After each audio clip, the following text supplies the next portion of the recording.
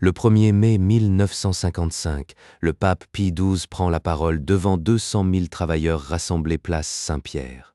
Il annonce une nouvelle fête liturgique. Il la place ce jour-là. Le 1er mai est, depuis 1889, la Journée internationale des travailleurs. Une fête civile portée par les syndicats, souvent associée au mouvement socialiste et communiste. Rome choisit de placer Joseph, charpentier de Nazareth, sur ce même jour, un artisan du bois et de la pierre, dans la Galilée du 1er siècle.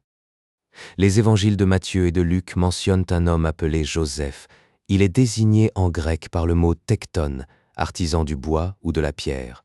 Il vit à Nazareth, bourg de Galilée dans la région, qui est aujourd'hui le nord d'Israël.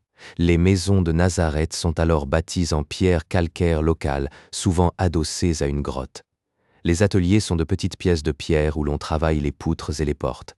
Il n'a laissé aucune parole dans les textes. Il agit, il protège. Il fuit en Égypte avec sa famille pour échapper au massacre d'Hérode. Il rentre à Nazareth quand le danger passe. Le choix de ce jour n'est pas seulement politique.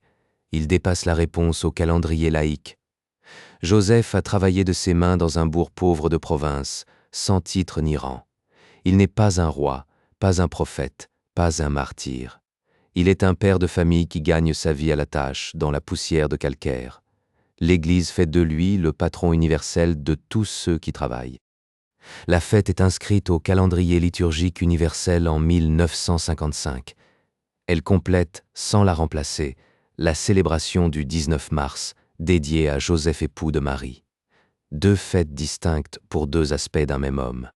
Jean-Paul II et François rappelleront tous deux, chaque 1er mai, que la dignité du travail manuel est au cœur de la doctrine sociale de l'Église. L'atelier de Nazareth devient la référence catholique du labeur ordinaire. La fête de Saint Joseph travailleur est célébrée le 1er mai.